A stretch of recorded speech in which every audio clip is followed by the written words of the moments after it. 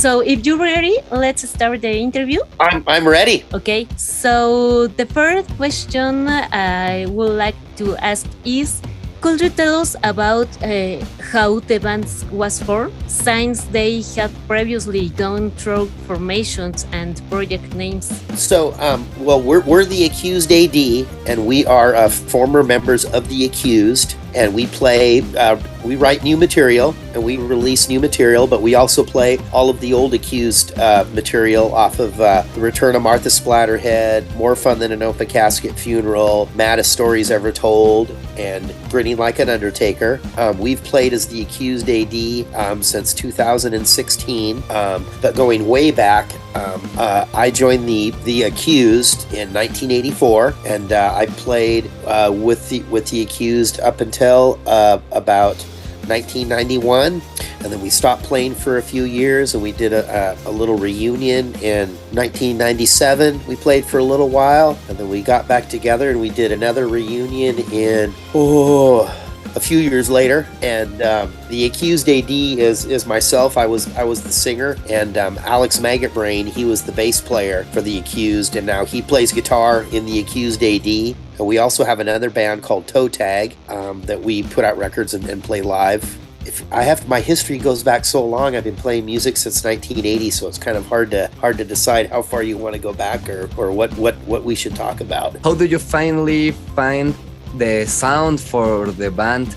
Because you have many mix of punk and metal subgenres, and how would you describe Accused music? That was our version of crossover. So we were playing music in the mid to late 80s, and that's when the crossover movement started, with other bands like DRI and Cryptic Slaughter and Corrosion of Conformity. And this was just our version of crossover was just taking the different elements from hardcore and the different elements from the new metal stuff that was coming out at that time. When we moved on. We started in 1980, and you're getting into Judas Priest and the Scorpions, and then a few years later you get Iron Maiden, and you get Motorhead, and then you start to get Raven and Saxon and Anvil and Merciful Fate, and then you get a little bit farther and you start to get you get Exodus and Slayer and Metallica and Megadeth. Yeah, that was just kind of the way that we called it splatter rock. So it was just kind of the way that we mixed all those elements together. Great influence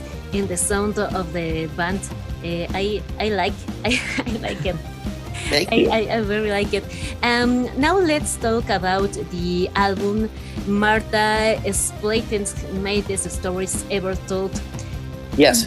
What did this album mean for the band, and how was the recording process? I think that was probably that record we had the most time to record. I think we spent 7 or 10 days to record that record, and we were able to work with a really good producer. His name was Terry Date, and Terry Date was just starting out then, so he worked with us, and we didn't have to pay him a lot of money. And later on, he worked with Pantera and a bunch of other bigger metal bands, and we just had a lot of fun in the studio making that record. And then Terry Date knew Kurt Vanderhoof, who was the guitar player for Metal Church, and Kurt came and played a guitar part on one of the songs. And then Terry also knew there was a rapper in Seattle named Sir Mix-a-Lot, and Terry knew Sir Mix-a-Lot. Sir Mix-a-Lot came down and did a vocal on one of the songs. It was just really a real fun record for us to do. And then the cover artwork that was done by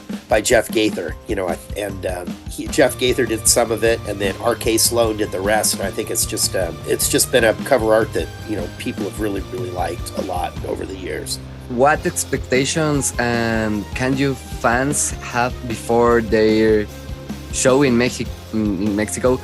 Can we expect any surprise for this date in the FVCK OFF ROOM? I don't know. The surprise is that we're going to be there playing. That's your surprise. We're looking forward to playing to a really energetic crowd, because the crazier the crowd goes, you know, the more you know, we get to feed off of that energy. You know, we're gonna play songs off of all of those records that I mentioned. Hopefully we play songs that people want to hear, because we don't want to get done and people say, well, why didn't you play this song or this song or this song? And we're just gonna get up there and we're gonna play with as much energy and as much aggression as we can, and hopefully people like what we do. You know, we're just up there. We're just gonna play. For someone who has not listened to Accused, for what materials or song or album will you recommend them to listen to? I would say The Maddest Stories Ever Told would be a good one to start off with. And then The Return of Martha Splatterhead is good. It's a little bit more raw. The recording is not quite as good as The Maddest Stories Ever Told. And The More Fun Than an Open Casket Funeral record. Those first three are really good. And then The Grinning Like an Undertaker, I'd move to that one. That one's a little bit more metal. Yeah, I think each one of the records we did, they're each a little bit different, and each were recorded a little bit differently, and the style of the music is each just a little bit different. Do you have plans to record something in the future? We do. We have we're doing a split LP with a band from here in the United States, from Wisconsin, and they're called Accused A.D, and that record will be out in May. Hey, this is Blaine from the Accused A.D up here in Seattle, and you're listening to ARF ARF Radio. We're excited too. We're going to be there. We're looking forward to you know, making some new friends, drinking a few beers, and you know, having a good time. I will see you in Mexico City in a few weeks. ARF ARF